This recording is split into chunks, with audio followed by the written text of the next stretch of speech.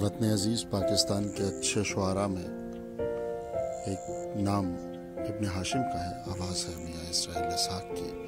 लिखते हैं कि रात की बेसुकून खामोशी में सोच रहा हूँ कितना चाहा था तुम्हें, अपनी मोनस हमदम और तन्हाई का साथी समझा था तुम्हें, लेकिन मैं भूल गया था।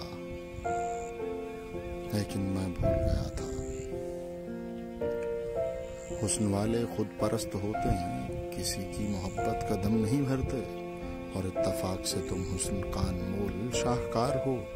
नहीं दूजा कोई जिस तरह तुझसे बढ़कर, खूबसूरती का पैकर